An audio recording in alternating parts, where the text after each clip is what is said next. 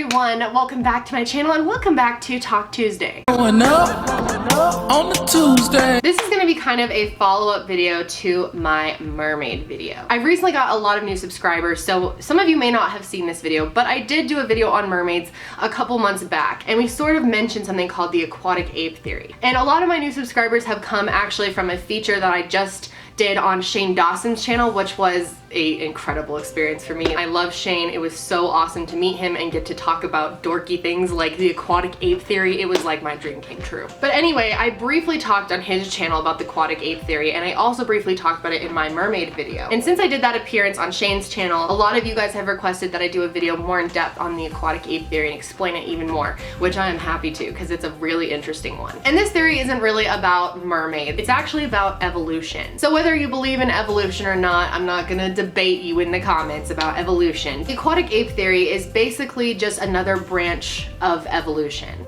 if that makes sense. It's just a slightly different theory of how it went down. The Aquatic Ape Theory believes that at one point in time, one area of the globe, or the whole globe for all we know, could have been mainly water. And I've talked about this on my channel a lot, about how less than 5% of our oceans have been explored. Most of our planet is ocean and water. There could have been a time where most of the Earth was covered in water, or at least half of the globe. If you didn't know, the Earth changes all the time. Over the millions of years that the Earth has been around, there's been different climates, different changes, natural disasters, like things have shifted quite a bit. It has not always been the way it is right now. So basically, the Aquatic Ape Theory believes that at one point, people had to adjust to water, and that it was sometime along the period of evolution. Evolution believes we came from chimps, right? Obviously not the chimps that we know of, because whatever chimps we evolved from likely don't exist anymore because they evolved into us, if that makes sense. And so the Aquatic Ape Theory basically believes that while we were, evolving into humans somewhere along the process, so not full humans yet, but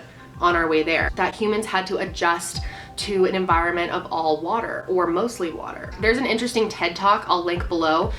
This woman, she actually passed away. All the apes and all the monkeys are capable of walking on two legs if they want to for a short time. There's only one circumstance in which they always, all of them, walk on two legs, and that is when they're wading through water. Do you think that's significant? She had some really interesting thoughts about this, and if you want to know more about the theory, information will be below. But I am going to run over some of the evidence and tell you guys why people think this. So obviously we know that we adapt to our physical surroundings. That's survival of the fittest, that we have to change in order to survive, adapt to our elements. And this theory doesn't really suggest that humans have always been aquatic species. It suggests that somewhere along the line we had to adjust to that. A lot of the evidence for this theory is things on our body. Number one, humans have a large amount of fat compared to other terrestrial or land creatures. This is similar to aquatic animals or semi-aquatic animals like seals, like whales, they have blubber. And blubber on animals like that is made to, regulate their body heat, keep them warm underwater. Fat makes you be able to float easier. Kind of odd that we do have an odd amount of fat on us just in general. Even babies, when they're fresh born, they have a relatively large amount of fat. We're so different than chimpanzees in that regard. Like a chimpanzee baby is like a chimpanzee adult. It's just little. Well, yes. Yeah, but a human baby's filled with fat. And then there's the fact that we can hold our breath for a super, super long amount of time. I know it doesn't feel that long, and some of you are out there saying like, I can barely hold my breath past 30 seconds. And I am with you. I suck at holding my breath. But I have known people that can hold it a pretty long time. If you ever did swim team or swim lessons or anything, oftentimes they'll play who can hold their breath the longest. I was never the winner, but some people held their breath for a really long amount of time. And then you look at David Blaine, who actually beat the world record for longest time underwater. I believe it was 17 minutes. In an attempt to set a new world record underwater. He's even having some extra heartbeats now. His heart rhythm is irregular, low oxygen in the body, and so his body's responding. He's in a survival mode right now. Come on. Come on, David. He made it. He made it. Extra heartbeats are occurring right now. 17 minutes. Breathe. David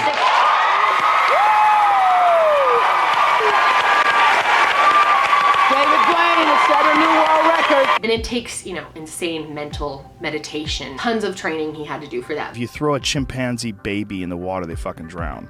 They just, they breathe water and they drown. You throw a human baby in the water, they instinctively hold their breath. So no other animal holds their breath? either. I don't know I about bet. no other animal, but I know that other primates don't. Yeah. Other So primates just interesting. fucking drown. And then there's the sink or swim instinct, which in some cultures, they straight up throw babies into water when they're first born, like right out the womb, throw them in and they're either gonna sink or they're gonna swim. And most of the time, babies can swim. Now please, do not throw your baby in the water or anything. Here are some clips of babies swimming.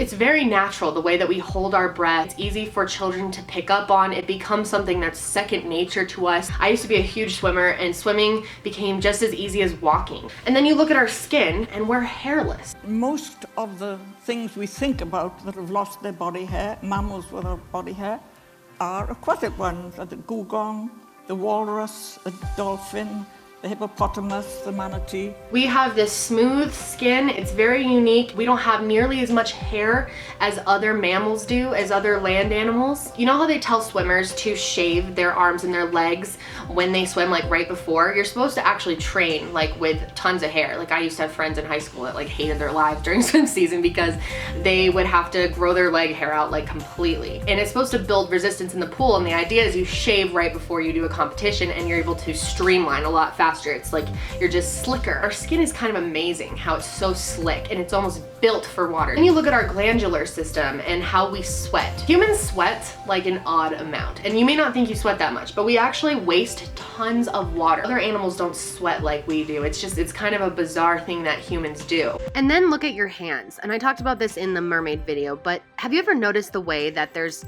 kind of a little bit of skin between each of your fingers where you can kind of pull on it and everything? It's almost like webbing. It's really, really bizarre. Well, it's possible that at one point our hands did have a lot more webbing. And you look at what some people have now, and there are people who have more webbing than others, which is really bizarre and unexplained. I bet you didn't know you had webbed hands and webbed feet, but we do.